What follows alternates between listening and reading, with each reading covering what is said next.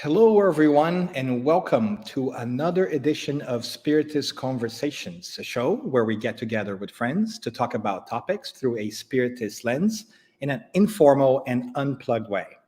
Today, we are having a conversation about something very key to the nature of Spiritism.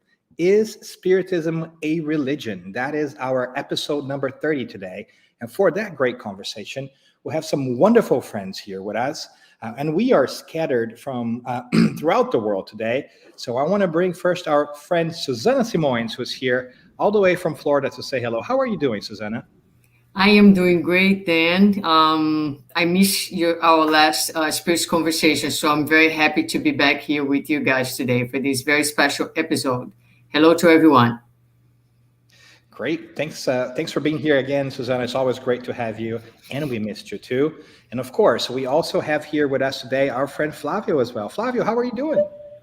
I'm doing fantastic, Dan and Susanna. Good to see you guys as well. Looking forward to yet another conversations with everybody that's following us live or afterwards through a recording. And we also have here with us today Charles Kemp, another special guest.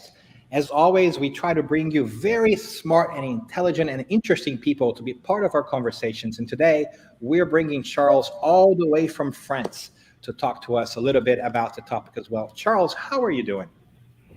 Hello, Dan. I'm fine, thank you. Hoping the same for you all. Good morning, good afternoon, good evening to everyone, all the listeners. And it's really a big pleasure to be here today with you to share some thoughts about this topic. Wonderful, wonderful. And well, you guys know the topic, right? Is Spiritism a religion? And so we should just dive straight into it as we often do here at Spiritist Conversations. And I think I just have two main questions today for us is Spiritism a religion? And I think question number two that I hope that we get to later on is, does it matter? Why is that important, right? So I'm just going to toss it out there. So what do you guys think from that initial question? Who wants to dive in there first? Well, I think it's important to define what a religion is first, because if we're suggesting that Spiritism is or it is not a religion, we have to identify or define what religion is. That's what I would suggest. Correct? There's always an annoying guy that comes and tries to bring clarity to the topic. That's me. See how that works. I like it because Kardec, he did in the same way. He was defining very well the words at the beginning in the introduction of particularly the Spirits book, in order to have a clear language and that the people can then understand the words he is using with ambiguity. And Flavio, you really touched the point.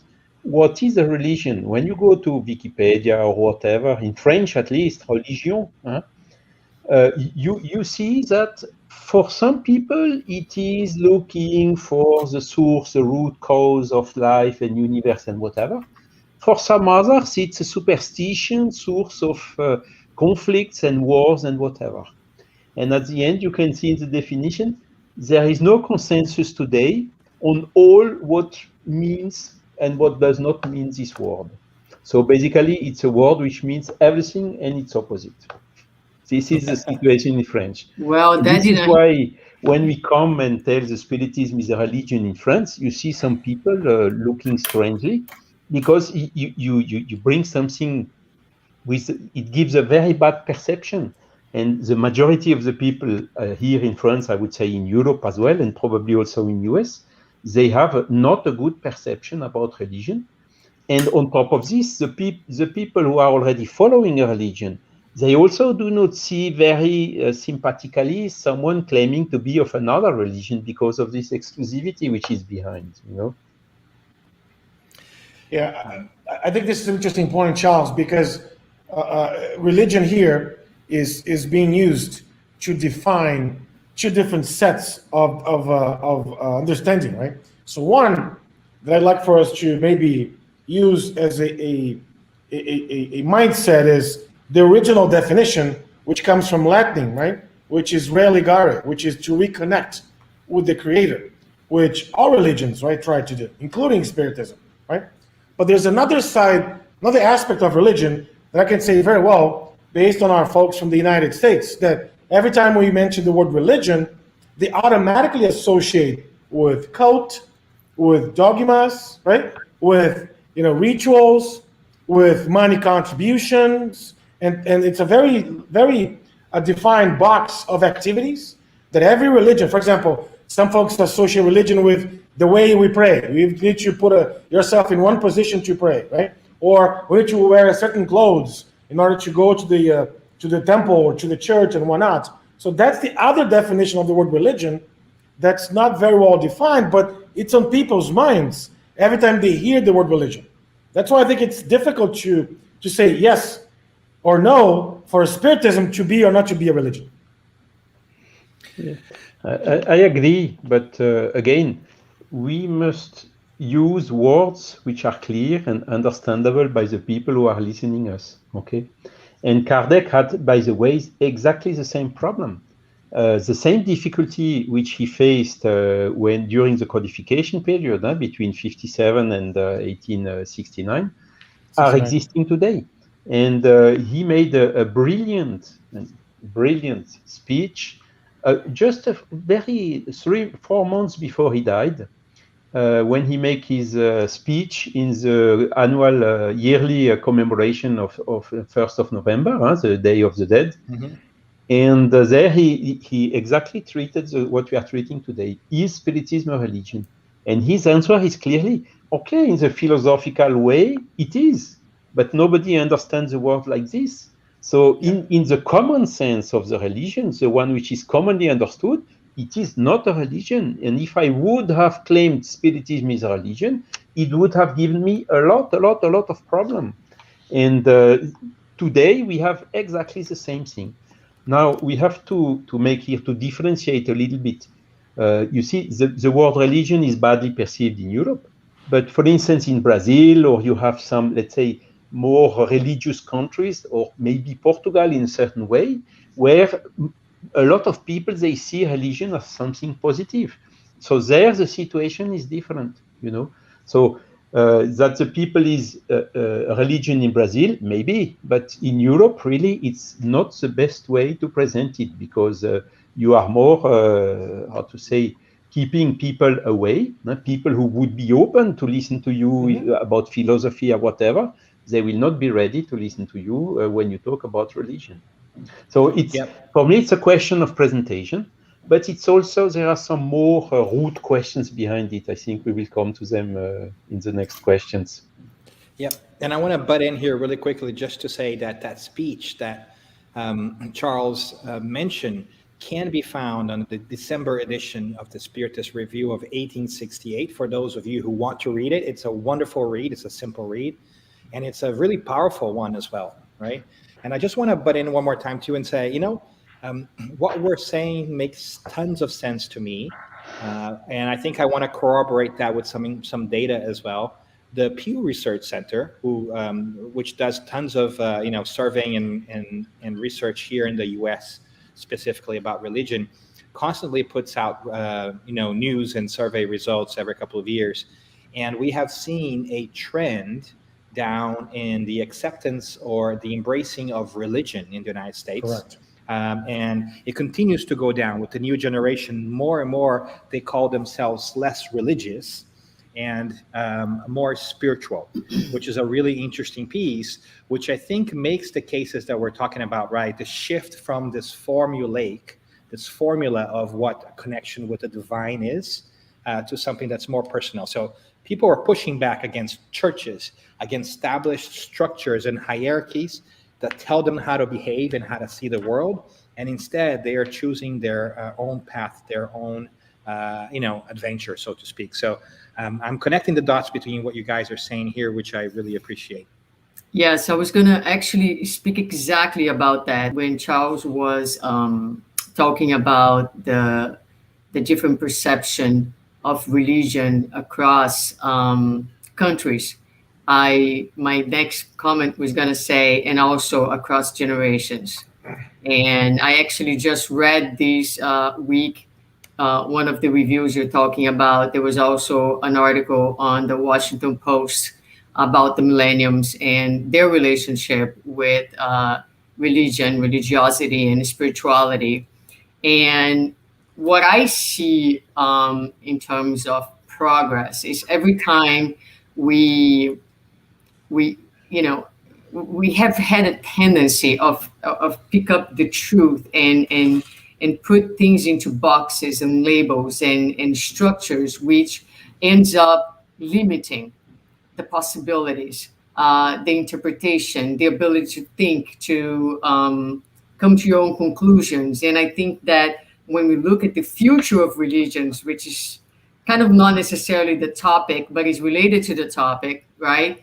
Is okay, where are we going, right? So I think when Kardec did not put spiritism within a traditional box of religion, it was, as Charles mentioned, a very wise approach to, the way we should think and feel about the spiritism, because it doesn't have any, it's boundless, right?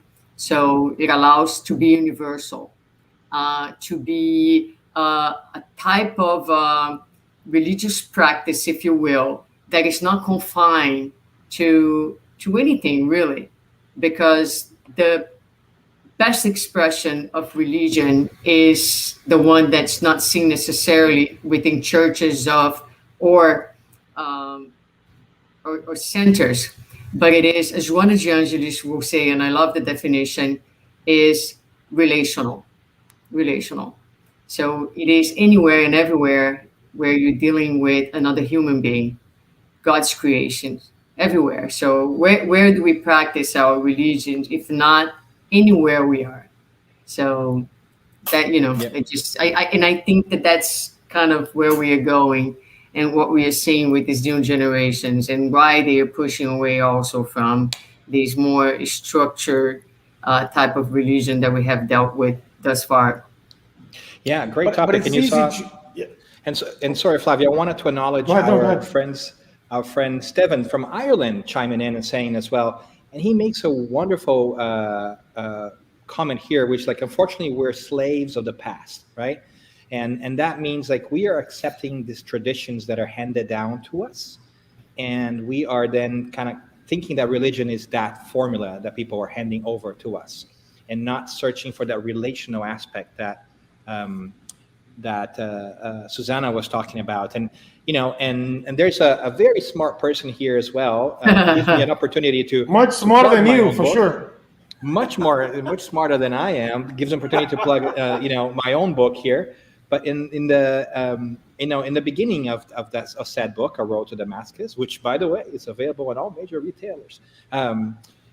The point that I make is there's a difference between religion with a capital R and a religion with a lower R, right? With a small caps kind of thing. And that's how I see it. There's religion and there's organized religion.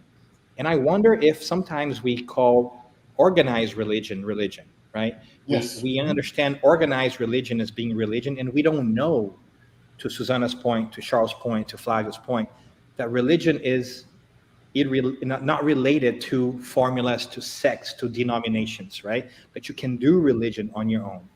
And so I think that's the crux of the question. But I introduced you, Flavio, so jump in there. Sorry, I interrupted you, Flavio, so jump in there. No, it's all good. It's always great when somebody interrupts with a much wiser thought than one we're going to do anyway. So what I was going to say is the challenge that we have in current times, and by the way, this is no different than the challenge that Kardec had in his own time, is we're still stuck from the concept of religion. I go Sunday morning, I go out there, I put on my best clothes, right? I spend some time with my brothers and sisters, and Sunday morning is the day for me to practice my religion. And every other day in the week, right, I forget about it. And that's how we behaved in the past, right? I mean, we believe in reincarnation. I'm pretty sure that's how we Not just behaved in in the the past, my past. friend. Not just Or in the sometimes past. even in this incarnation. Yeah. How do we change the mindset using Kardec's own suggestion and invitation? We have to think critically.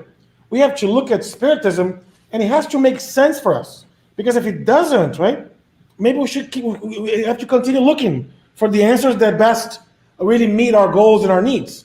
So how do we think differently in a world that understands religion one way, how can we perhaps redefine the overall meaning of the word and start having a conversation? Because to Susanna's point, right, it's all about relationships. It's all about bringing folks together to have a conversation. I think we're doing it, Flav. I think we're doing it. I think it's having these kinds of conversations and suggesting that there's a different way of going about this, right? Which I think begs the question.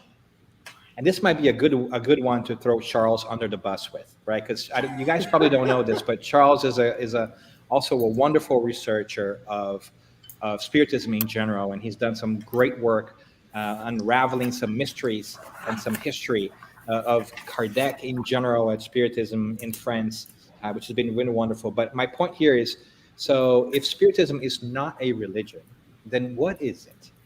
Which goes back to, what is Spiritism? Charles, can we tap you on that one? That is a very good question. I mean, we could speak about during 1 hour about this, huh? And but since we don't have the time, I would just encourage the interested people to just read again the section 1, chapter 1 of the Genesis, the last book of or the last of the 5 books of Kardec, which is called Character of the Spiritist Revelation. And there, Kardec is explaining everything, how it happened and so on. And really, it's something new which happened because, you know, all the traditional religions, Christianity, for instance, Jesus came and gave some teaching and then developed behind Christianity. Then Moses before with Jewish and so on. But Spiritism or even Muslims after Mahomet. But Spiritism came in a different way. It's a spirits. It's not a human who incarnated it. It's not Kardec. Kardec had just this role of codify, putting the things together in a logical way. But all the answers of the spirits and the teachings came from the spirits themselves in a kind of universal way, through several mediums in all the countries, wherever they could come and bring the teachings in a somehow. So it's not personified in one person and not personified in Kardec. His role was to organize it. Of course, he had he was prepared in the spiritual world for performing this task correctly. So really, Spiritism is, I would say, something which came of thinking out of the box, you know. And we humans, when we ask, what is Spiritism? Are you a religion? Is it a science? We are trying to put the thing back into the boxes. And this is, as you told very well at the beginning, I think it was Susanna, when you start defining like this, you are reducing it. You are not keeping anymore this whole and universal dimension of it. And of course, Stephen told it, Léon Denis understood it very well, and we have during centuries being used to this mindset of hierarchical, sacerdotal hierarchy, of doing what we are told to do heteronomously, and we did not have yet the intelligence to be autonomous, to make our selections and by ourselves autonomously, to go really in this path of freedom, freedom which is some huge that we in United States. You come to New York, you see the Liberty Statute. In France, we had a little bit after the US, the French Revolution, liberté, égalité, fraternité. So there is this big trend towards liberty. Even so, a lot of people in the humanity are not yet mature for it. So the liberty is really being, we get it only together with the intelligence, which gives us, like the children, you give them autonomy when they are enclosed in a park, in a kindergarten or whatever, with all the safety around. But when you cross a road with a lot of traffic, you hold their hands and you have to direct them. And we are somehow big children. And there is a rejection of authority in general today. A lot of people are claiming liberty, are rejecting the scientific authority and also the religious authority. So we really should not put Spiritism back into these boxes, because Spiritism, at the opposite, is open. It has to be secular, secular in the laicity sense of. It has to be everyone from every belief or every religion is welcome in the Spiritism. So it's something which is above of all this. So we should really preserve this aspect. And what we see, for instance, in Brazil, where Spiritism religiosified, if we can use this word, we see that clearly there are some big institutions in Brazil who are claiming, no, we are the leader, we have been entitled by high spirit X or Y or Z, and we have a mission to save the world and whatever. So coming back exactly to the mistakes of the traditional religions. So, Yes. okay, so what is important is really to keep this integral dimension of Spiritism, and to encourage all the people for intellectual, moral evolutions to become autonomous and to make the choice by themselves through the logic and the reason. And this is fundamentally the character of Spiritism. Mon cher I love Charles, that. I think you bring an amazing point, because oftentimes people forget to connect liberty with accountability. Uh-huh. And accountability is what Spiritism teaches us. Because Exactly. in the past, from other religions, right, we were there to hear somebody else speak, somebody else decide on our behalf. But now, what's happening is we are being asked to not only decide, but also to act on it. And this is something that we're not used to. I think this is genius, what you brought about liberty. Yeah. It's not me, it's Kardec or whoever. Yeah. It's just and We brought it here, so I'm giving you the credit. And Peter Rollberg puts that thought out there as well, saying that it's important for us to move out of our comfort zone and see these new perspectives. And that's why I like what Charles said so much, because going back a little bit to what he was saying, as Kardec not even owning the thing, and this being a different way of delivering this message, right? That was really only possible to come to us during that century, right? During the 19th century, because we had the thought process that our systematic thinking was starting to develop, where we would move away from those old thoughts that we used to have before. And that's why I even think that the spirits were kind enough and polite enough to say, you know what, Reveil, you don't get to put your name on this, right? We're going to call you. You should publish this under the name of Allan Kardec, which is not even your own name, because this is not Correct. your work. It's important for people to understand that this is not the work of one man. And I think that's an important distinction, right, that we get to make as well there. And I think that's why I really have taken to the idea of calling it a progressive body of knowledge, right?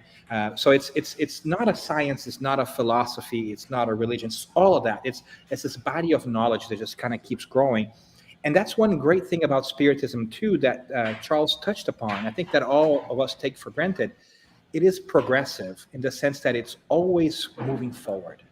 And so it has started with Kardec, right? We are very grateful for Kardec coordinating those early things, but it has not stopped with Kardec. We are all invited to add to it and to continue to develop it and grow it and expand it as we see fit, through the same means that Kardec used, which is, I have an idea, I put it out there and see if other people agree, if they have had similar experiences. And as we have validation for that, we keep adding to that body of knowledge and growing. So I love that. But it's definitely a different way of thinking, right? Especially one without hierarchy. And that's really hard, because sometimes we want that hierarchy that Charles was referring to, right? Sometimes we want people to tell us what to do. And this is the really hard part about personal accountability, is us, hey, hold on a second. We all have to kind of learn by ourselves and make sense of ourselves and develop that critical thinking muscle that is so hard for us. So Spiritism is really a daily challenge. I want to bring a few points also for us to consider. I was kind of writing down here. You mentioned about progress, and we were talking about expanding religion. But when we look at us in Spiritism, right? Our practice of religion is something that is also evolving. Although we have Kardec has not labeled religion in the way that we are talking about here in this structured way. Our religiosity is still very limited. So, for instance, we have days in our culture here in the United States where we are we set ourselves, our minds, to be thankful on Thanksgiving. Within Spiritism, there are days that are a little bit more sacred than others. So the day of the mediums group is a day that we take better care of our spiritual self. So whether we want like to admit or not, our religious practice is evolving. Naturally, we come from God knows how long, right, in very structured religious institutions and practices, and that still is part of our practice.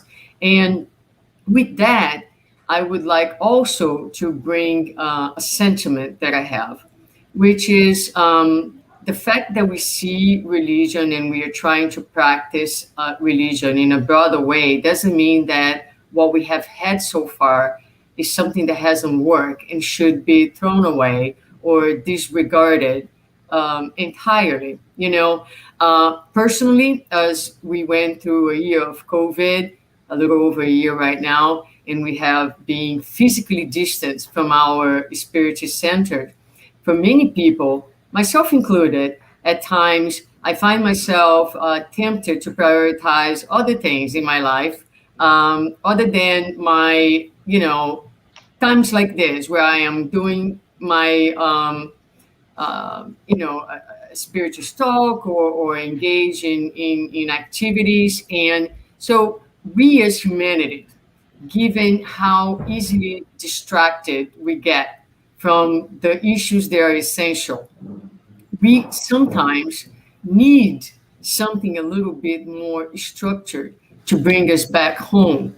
So I think that we and I'm just putting this out there for you guys, but I feel that the structure help us because even with the structure, we can so easily get lost.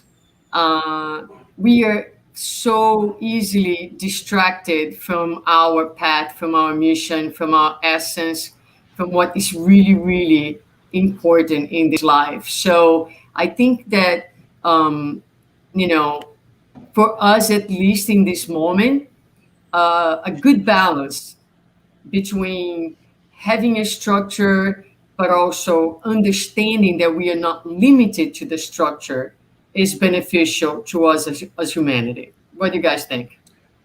I so I think you bring some good points because structure doesn't mean it's set in stone, right? That's why what I personally love about Spiritism, it's that it doesn't prohibit anything.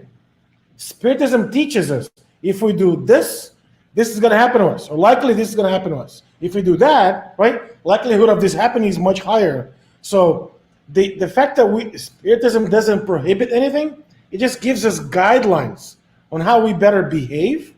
I think this is key. This is pivotal. And knowing you as we do, right?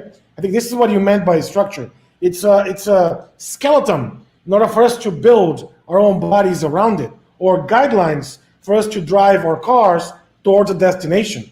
But at the end of the day, how we build our bodies, how we drive our cars, it's ultimately our responsibility to do so. And this is the beautiful thing about Spiritism, that it empowers us. It gives us that notion that you want to be happier? Here's how you can be happier. You want to be more fulfilled? Here's how you can be more fulfilled. You want to help more others? You want to do this? You want to do that? It gives us these things that I'm yet to find anywhere else, right? A guideline so powerful, so inviting as we do here. Yeah, it's great, Flavio, because I think that Susanna's point is a good one too. And I think we want to be clear, as Kardec always wanted to, as Charles said, right? What we're saying is, it's not that religion in itself is bad, or that we are negating religion or structure, right? It's just that we have to be mindful that Spiritism is not a formula. and there isn't hierarchy, right? It's not structured in a way that you cannot deviate from it. I think that's important for us to recognize that. And I think that sometimes we say that because in Spiritism, we bring such a reincarnatory perspective to things. And we know that we have chosen ways of being in the past that perhaps have not been the best ones. And so sometimes I think we come quite hard on that aspect, right? When we really mean is, hey, just be mindful that the essence of Spiritism is that of freedom and self-thought and self-direction. It doesn't mean that we can't structure that. And I think that we do need to structure that, because every time we come together as a group, we have to find a common structure, right? It's just important that we remember that that when we go into a Spiritist group, for instance, that is not Spiritism. That's one interpretation of what Spiritism is. Much the same way that once we go into a Catholic church or a Presbyterian church, we shouldn't just think that that is the complete exemplification of what those philosophies or those doctrines are either, right? So that's a really tricky thing to do, I think, in this plane of life, is to us to understand, differentiate the form from the essence. But I agree. I think that we do need that form. I just hope that we continue to guide our form and evolve our form, evolve the format of our meetings, evolve the format of our gatherings in ways that are conducive to increasing that personal connection with God, right? I just would really hate for us to miss the opportunity and say, no, Spiritism can only be done this way, and you come in and you have to do this or that. I think that would be missing the point. But your point is really well taken, Sue, and I think it's a great one for folks to know. Hey, we're not shooting anything down here. We're just saying that this is what Spiritism is about at its core, right? It's about freedom, and it's about knowing that you don't have to do things a specific prescribed way to be a Spiritist. Now, if you want to do that in a specific prescribed way and call yourself Spiritist, go for it.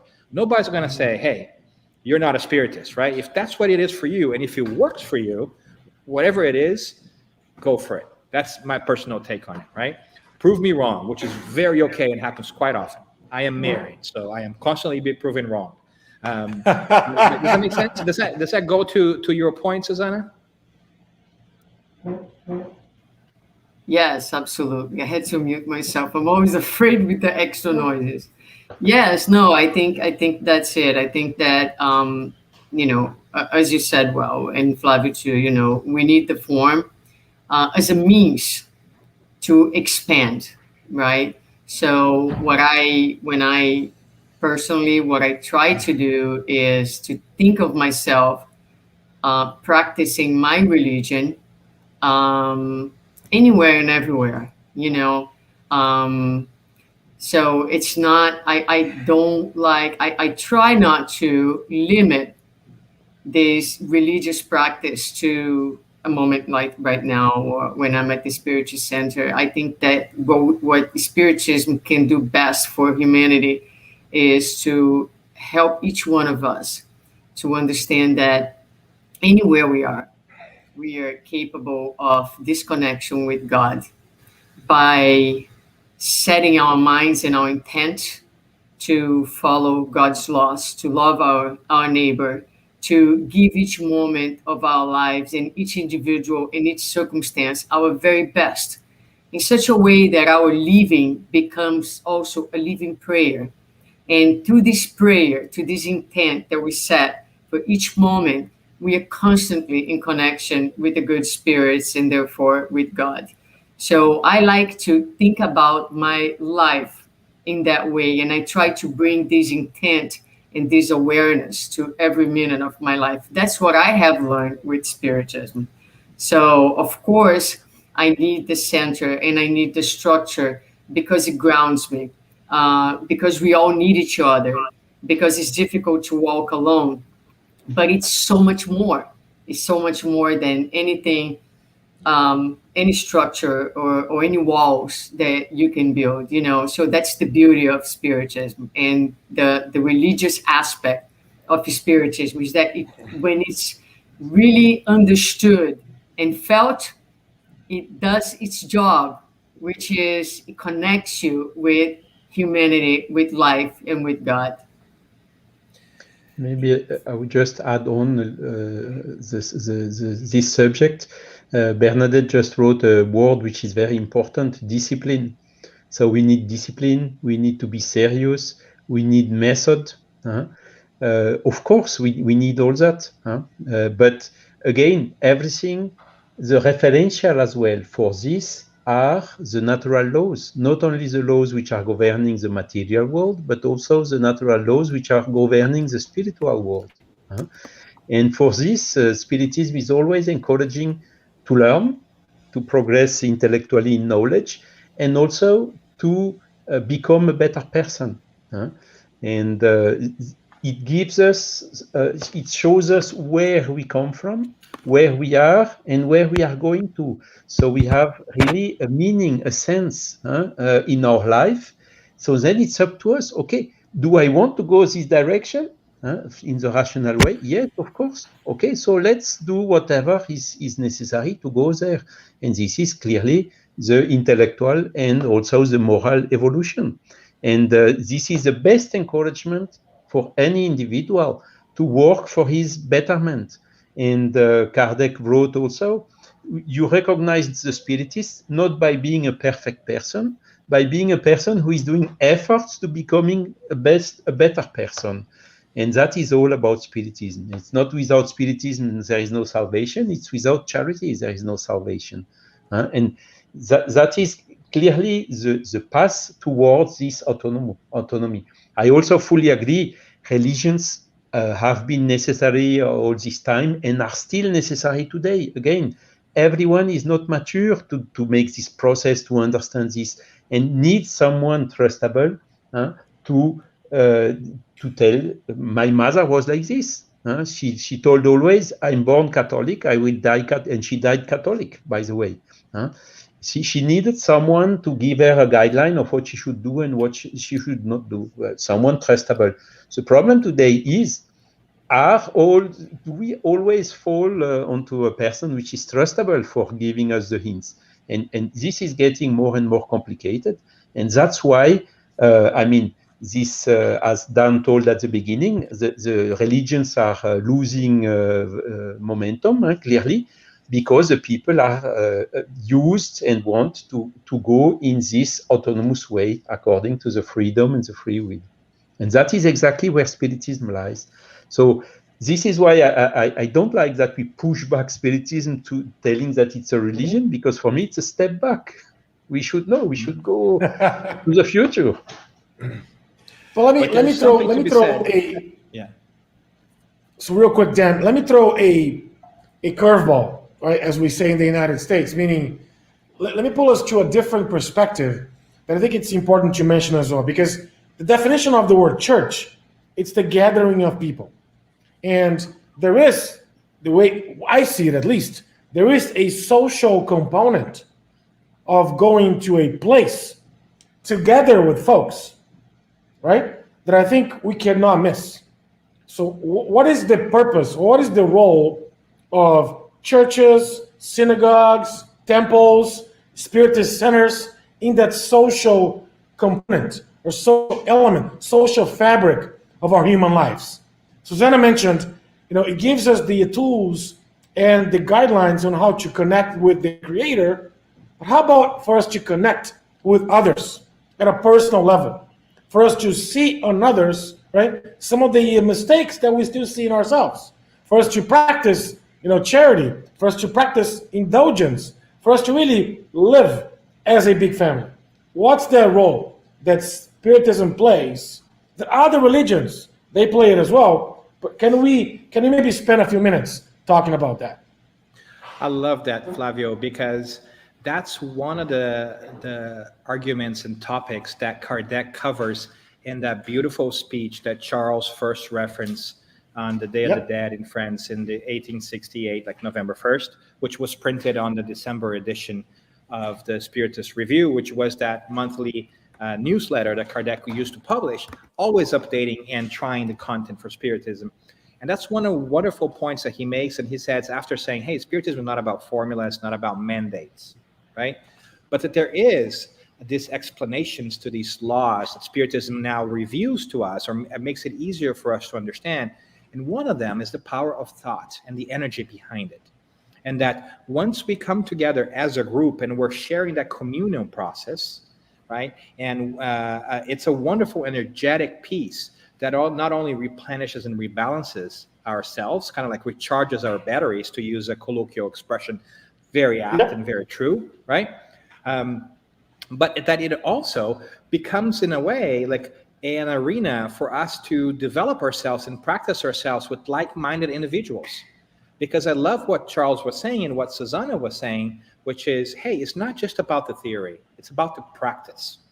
It's about uplifting our hearts and making that connection between the heart and the mind, right? It's not just reading and understanding how the world works, but it's playing a role in the world so that we can change the world and change ourselves in the process.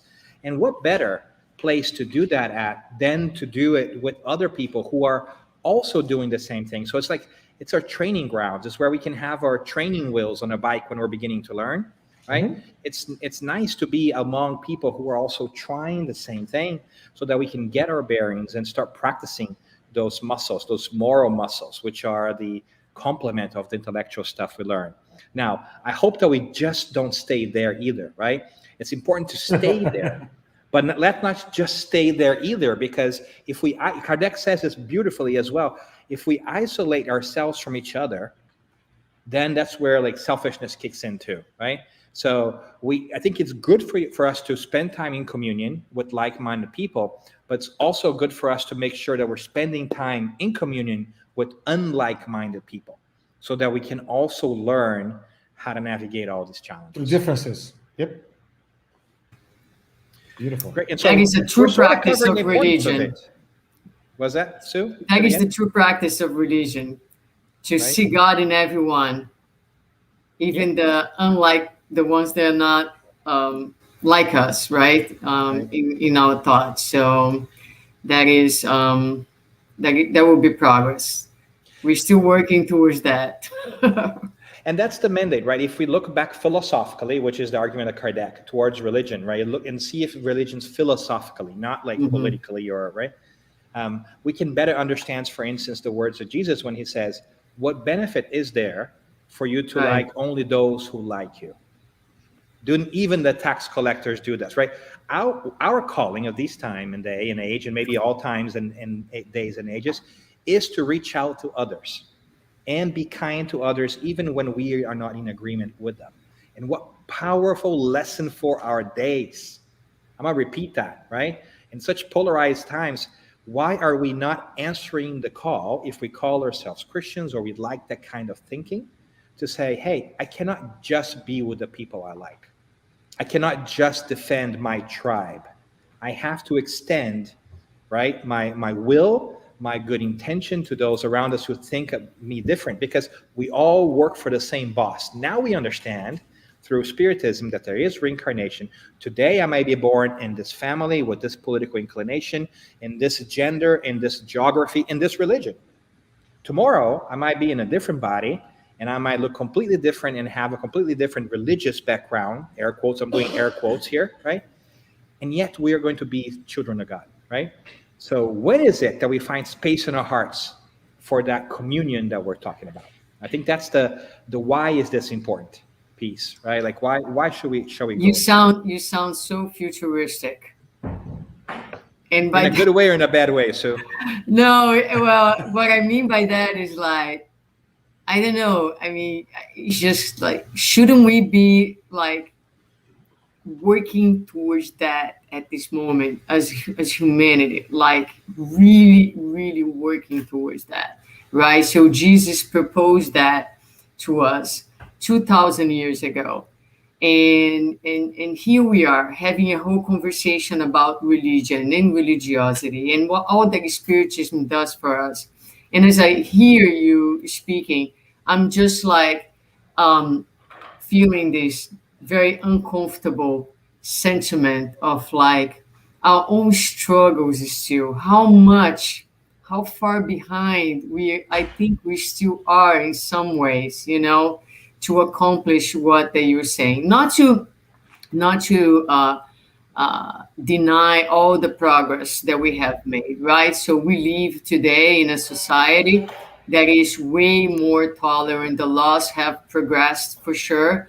There is a lot more inclusion, and yet we are in a very polarized world right now where people are having a very difficult time to see God in one another, to see each other as divine beings, and to integrate that the sentiment into the relating of each day. So I hear it, and I said futuristic in a sense like, although it's here, it's still far from being here. You know what I'm saying?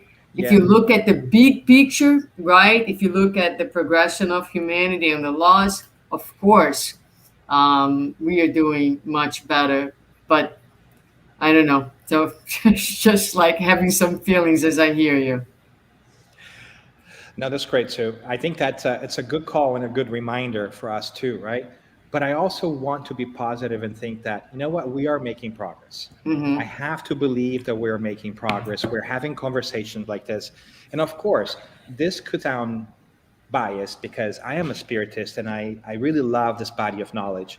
But I think that spiritism, in many ways, if we zoom out, is a step in that direction if we are good stewards of that, right? Right. So we don't let it fall into this bucket and say, "Oh, we're better than everybody else," because we're We're the not. only ones. Yeah. Yeah, clearly, right? Or we know better, right? Because at the end of the day, that's kind of the challenge. But if we are mindful of that calling that you that question that you're raising for us, then this is a great opportunity for us to see, hey, the stuff that we learn about, right? What Spiritism really does well, in my opinion, is it gives validation to a lot of the things that a lot of religions had talked about before. It shows them in detail. I think all religions have said, hey, there is an afterlife and that there is justice, right? They just perhaps weren't diving as deep on how that works. But with Spiritism, we now have proof that there is such thing as an afterlife. And better yet, we can have a better picture of what it looks like. And we can understand that justice, that all these great missionaries and gurus and what have been talking about, right? Because we know of reincarnation, we understand cause and consequence. So it's nice that we are able to add something to the world in that sense with that understanding. So I want to be hopeful because before we were told you have to believe cause, and now we can believe because we can find out for ourselves. And that, I think, there can be no greatest compliment of the love of God for us than to say, I'm going to give you the ability to learn and grow for yourself. I think that's an incredible, incredible thing that blows my mind, almost brings tears to my eyes when I think about it. God loves us so much as to let us grow in understanding and then practice, of course, right? Nothing without practice. But isn't that amazing? I find that like overwhelming in a positive way. But then I'm going to get off my soapbox because I'm talking too much. Now, I just want to say, and I'm going to pass it on to Charles and Flavio, but I just want to say that I didn't mean to sound pessimistic. Not at all. I'm a very, very optimistic person. And with Spiritism, I think you have no choice but to be always optimistic and hopeful because, we are certain that we are progressing. We're certain that we are moving forward. So that is one thing that I am not. So if I sound that way, I didn't mean to. It's time for wrap up. Unfortunately, it's time for wrap up, and Dan is talking on mute. Yes, Yeah, because Dan. that's what I've done the entire year of COVID is talking on mute. Somehow I have not learned the lesson yet, right? The word of the sentence of 2020, 2021 is you're on mute. You're on mute. You're on mute. But yes. So I think, I mean, this topic is a wonderful one that sprouts many different topics, the value of education, right? Nicole chimes in here again.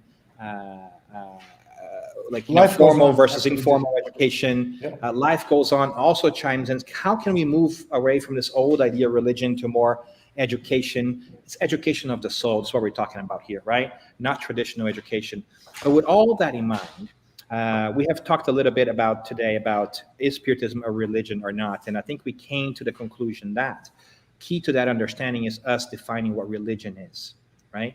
And that's important for us to know. But we also talked about why that's important. But we want to take a moment here to do a quick wrap up, as we always do in Spiritist Conversations. So if you can share with us, and all of us can have a go in under a minute, what's your big takeaway from today? What do you take with you into the weeks that come about the topic and what we talked about here today? Just so happy to be spiritist, to have spiritism, and it's been definitely for me a bridge. I think that is the best image and analogy that I can do. Spiritism is a bridge. It's a bridge to myself. It's a bridge to my fellow human beings, and therefore it has been a bridge. It's a bridge to. It has taught me to. It has educated my eyes to see God in everything and everywhere. So I think that in this sense, it's a wonderful, wonderful religion because it has trained my soul and my eyes to see God in everything and to be grateful to God in every circumstance of my life, whether I label it good or bad. And every single person where I label friend of mine or someone difficult or challenging, still, I think I am able to see God and to feel God in every aspect of my life. I love when I walk out in the morning to go to work and I look at nature, and I am first sentiment each day is thank you God for another day. So this underlying sense of gratitude for everything comes from what the Spiritism has given me. And I personally, when I introduce the Spiritism, I say it's a philosophy and a science, but on the day-to-day, it's a wonderful religion.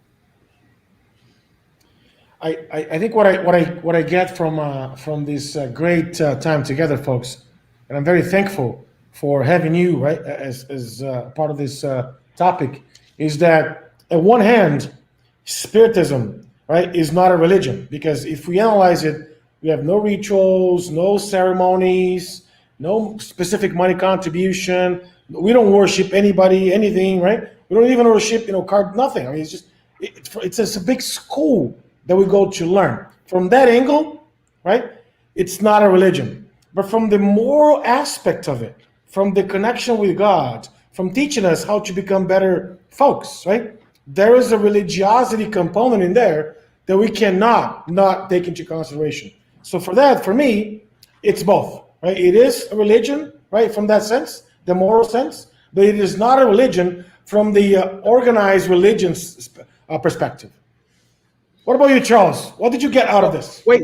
Let's have Charles have the last word here. Bring his French wisdom to us, right? Obviously. And let's spend all my foolishness. I just want to thank you all as well, because I think it's a great conversation. I think that exemplifies what Spiritism is about. And I think that your comments today are great because, yes, it's not an organized religion, right? Spiritism is not that. But it can provide you that religiosity, can provide you that connection with God. The important thing is for you to seek clarity individually, what it is for you that works, and understand that the formats and structures of the past do not need to be followed blindly, nor may they suit you in the future. That it is okay for us to constantly reevaluate where we are and what we are, and find out how we are going to be in the future, whether that's continuing to do things we were doing in the past or breaking away with them and trying something new and innovating, right? So I think that's a beautiful thing about Spiritism. That's why I like this progressive body of knowledge, because it's constantly growing and giving us the opportunity to do the same thing, which is to grow too, through self-reflection and action. So I really appreciate that. And yes to being in a religion with not formal religion, no to being in a formal religion, on my view, right? But let's hear from Charles. Charles, can you bring us home? Can you tell us a little bit your big insights and your takeaway from today? Yes.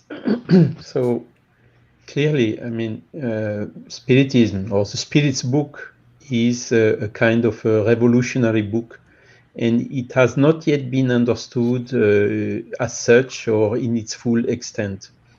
Because it's what you see, I'm an engineer. A lot of people ask me, how can an engineer believe in such things? But it's exactly how to say this a rational approach to these questions who were during centuries dealt with based on dogmas, based on interpretation, based on texts which were millennium old and hardly understandable. And now of a sudden comes a very clear, simple reasoning explaining us all these things, what makes sense, what makes not sense. It's really the step, as Kardec told, to this unshakable faith, which is the one who can meet the reason face to face at every human epoch. This is really Spiritism. So it's studying against the laws of nature, not only with this how to say limitations, lack of lateral view of the materialistic approach, which is unfortunately still the paradigm of the main body of the mainstream of science nowadays, of medicine and the flock, albeit it's changing slowly, but it's changing. No, it's a science which is really much broader, which also contemplates in this logical and rational way the laws which are governing the spiritual world. So a lot of people now, you see, we talk more about spirituality nowadays than about religions, isn't it? But talking about spirituality without having this link to the rational thinking, where a guru which is telling some nice things, okay, but he's not explaining the fundamentals. Where does it come from? Why? The reasons, the roots. This is exactly what Kardec did with the help, of course, of the spirits who brought this. And it's really, how to say, a game changer. And I'm also optimistic, Susanna, but also realistic. We are progressing for sure, but a century or 2 or 3 centuries is nothing in front of the eternity. So we should not be on a hurry, because it may take still a while that we get there. And that is really, I think, what is fundamental in this spiritist revolution.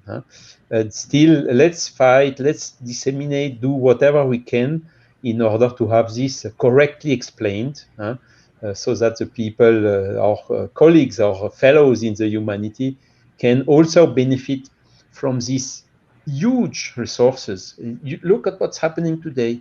Look, these trials, these difficulties we are facing, lockdown, this, that, and the law of social life completely changed. We are meeting here together in a different way. Still, we are finding ways to make an efficient job and so on. So in order to understand all this, in order really to think about, to hold on, okay, let's think about what is the best thing I can do, what is the best behavior I can have in this difficult situation. And I remember when this COVID appeared, I was, hey, did Kardec talk about this? Open the spirited books. Okay, question 737, everything is there. I don't think that the Spiritism does not answer to everything, but it brings us huge resources to overcome the natural difficulties of our lives. Wonderful, Charles. Well said. Thank you for being here today. I know it's late out there in France. We have a truly internationally geographic show today. Charles is in France, Susanna's in Florida, Flavio's in Mexico, I'm in the Bahamas, and I think it's a testimony to the beauty of ideas that can bring us together. Charles, thank you so much for being here today.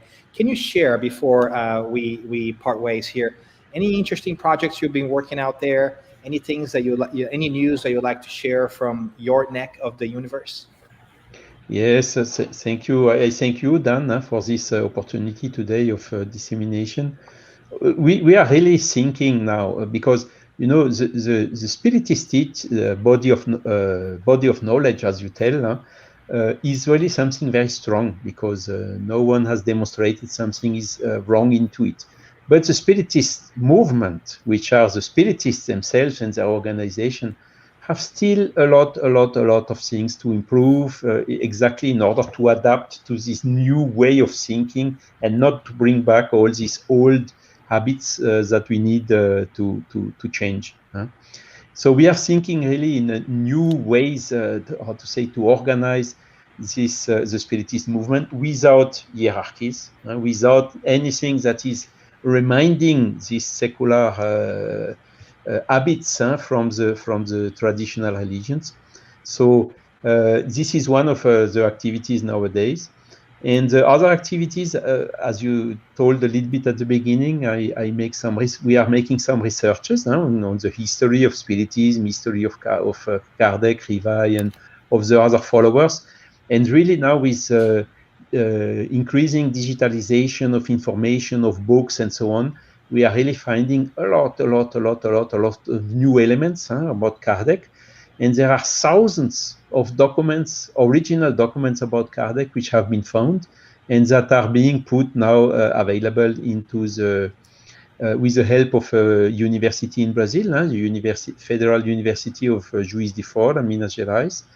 And they created a portal, which is based on a similar portal that have been done in Oxford for the documents of Newton, where we are gathering all these thousands of documents about Allan Kardec, Hippolyte Rivail, and so on. And really, this will also change completely. And there we will discover how he suffered pressure from the religions, how some Jesuits were infiltrated in the society, Parisian Society of Spiritist Researchers, of Spiritist Studies. We saw how Kardec made his minds and so on to reach this wonderful position he left us in this famous speech he made, as you gave the reference, which is really highly inspired and helping us today to solve these very difficult questions that we talked about today. So thanks again for everything. And of course, Charles, my job is more disseminating in French language, but from time to time, even with my not very good English, I'm trying to help in English Charles, as well. You've done amazing work for the Spiritist ideals, and we thank you for that. But one question that I have is, if somebody that's following us right now would like to get in touch with you, how would that person be able to do that? Maybe you could share some of your contact information, if you don't mind. Yes, of course. I mean, you can find me easily on Facebook or Messenger or whatever with my name, and you have my picture, so you will recognize it quite quickly. And otherwise, I can be reached also by email. So, Dan, if you want, you can share the email without any problem. It will be a pleasure to attend and to help wherever it's possible, wherever I can. Wonderful. Fantastic. Thank you, Charles. Thank you, Flavio. Thank you, Susanna, as always. You can find us at Spiritist Conversations. We want to invite everybody to who may be listening to this or watching this, that we have past episodes on YouTube for video and also in any other podcast platforms. All the major podcast podcast is your thing. Thank you so much for being here with us. And we are doing Spiritist Conversations on a monthly basis for season 6. So stay tuned, and you can find a lot more details moving forward on our website, spiritistconversations.org, and you can find our schedule there, and you can find past episodes, and we hope that you would join us for next conversations. Have a great one, everyone. Bye. Thank you, folks. Take care. Thank you.